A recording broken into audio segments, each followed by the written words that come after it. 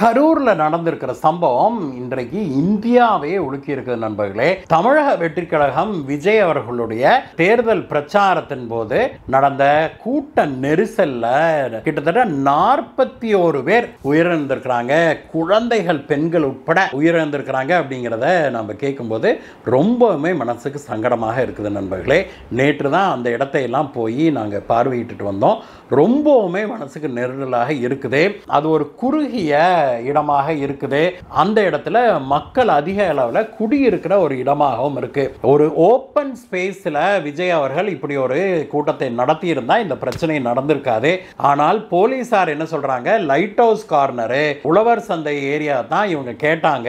அந்த இடம் ரொம்ப குறுகலாக இருந்தது, அதனால நாங்க இந்த இடத்தை அலாட் பண்ணோம் அப்படின்றாங்க. உண்மைதான். லைட் ஹவுஸ் ஏரியாவும் சரி, உழவர் சந்தை பக்கத்தில் இருக்கிற ஏரியாவும் சரி, ரொம்பவுமே நெருக்கடியான ஒரு இடம். அந்த இடத்த கொடுத்துருந்தா உண்மையிலேயே அதெல்லாம் பண்ண முடியாது. விஜய் கட்சிக்காரங்க ஏன் அதை கேட்டாங்கன்னு கூட நமக்கு தெரியல. ஏங்க, ஒரு கிரவுண்ட் எடுத்து ஒரு ஓப்பன் ஸ்பேஸ்ல நீங்களாம் பிரச்சார மீட்டிங்லாம் போட மாட்டீங்களா?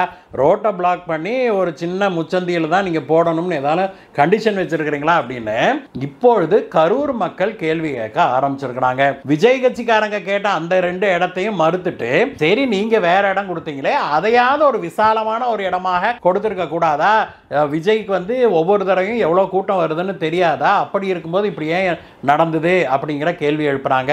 இந்த சம்பவத்தை தொடர்ந்து அனைத்து கட்சி தலைவர்களும் கரூருக்கு போயிருக்கிறாங்க. பாதிக்கப்பட்ட மக்களை சந்திச்சிருக்கிறாங்க. நம்முடைய முதல்வர் மட்டுமல்ல, மினிஸ்டர்ஸும் கூட பலரும் போயிருக்கிறாங்க.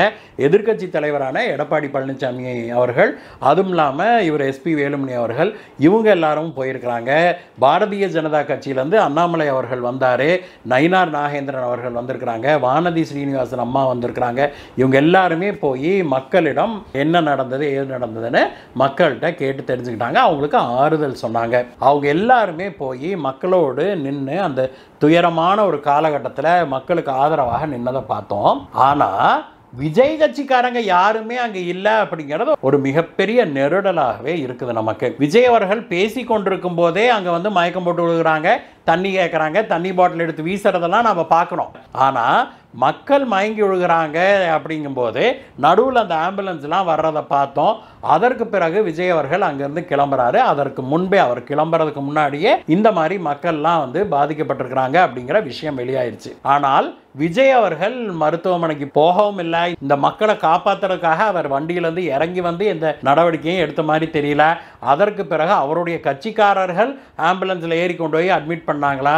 ஆஸ்பத்திரி பக்கம் அவங்க கட்சிக்காரங்க ஒரு ஆள் கூட இருந்த மாதிரியே தெரியல. ஊரெல்லாம் விஜய் கட்சிக்காரங்களோட துண்டா கிடக்குது, அந்த பகுதி பூரா செருப்பா கிடக்குது. ஆனா மருத்துவமனையில போய் பார்த்தா விஜய் கட்சிக்காரங்க ஒரு ஆளை காணோம். அப்படிங்கிறதான் கரூர் மக்களுடைய மிகப்பெரிய ஆதங்கமாகவே இருக்குது. அதெல்லாம் போகட்டும், தலைவர் எவ்வழியோ அப்படித்தானே தொண்டர்களும் இருப்பாங்க. தலைவர் என்ன பண்ணாரு, கிளம்பி நேரா திருச்சி போய் அங்கிருந்து ஃப்ளைட் ஏறி போயிட்டார் சென்னைக்கு. ஒரு பாதிப்பு, மக்களுக்கு ஒரு பெரிய பாதிப்பு தன்னுடைய மீட்டிங்னால அந்த சமயத்தில் நடந்திருக்குது. நாம் அந்த ஸ்பாட்ல இருக்கிறோம்னா நினைச்சு பாருங்க நண்பர்களே. இதே கேப்டன் விஜயகாந்தாக இருந்திருந்தால், அதை நினைக்காம என்னால கம்பேர் பண்ணாம இருக்கவே முடியல. நேரம் அவரே இறங்கி களத்துல இறங்கி மக்களை காப்பாத்துறதுக்கு எப்படி ஓடி ஓடி வேலை செஞ்சிருப்பாரு. அவருக்கு தூக்கம் வந்திருக்குமா, மருத்துவமனையிலேயே போய் கிடந்திருப்பாரு அப்படின்னு இப்பொழுது நான் மட்டுமல்ல, கரூர் மக்கள் பலரும் இதை பேசுறத நான் என் காதால எனக்கு கேட்க முடிஞ்சது நண்பர்களே. அதை கம்பேர் பண்ணும்போது விஜய் அவர்கள் திருச்சி விமான நிலையத்துக்கு விரைந்து ஓடினாரு. போயிட்டு விமான நிலையத்தில் இந்த மாதிரி ஆயிடுச்சுன்னு செய்திகள் வருதே அப்படின்னு ரிப்போர்ட்டர்ஸ் கேட்டபோது கூட அதற்கு பதில் சொல்லாமையே போயிட்டாரு.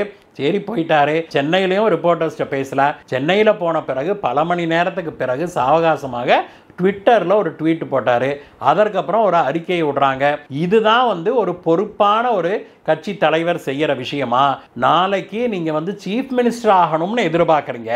உங்களுடைய போக்கு இப்படித்தானா? மக்களோடு மக்களாக நிற்க வேண்டாமா அப்படின்னு இன்றைக்கு தமிழகம் முழுவதும் இருக்கிற மக்கள் கேள்வி கேட்டுக்கிட்டு இருக்கிறாங்க நண்பர்களே. இது தொடர்பாக அண்ணாமலை அவர்கள் பேசியது ரொம்பவுமே சென்சிபிளாக இருந்தது.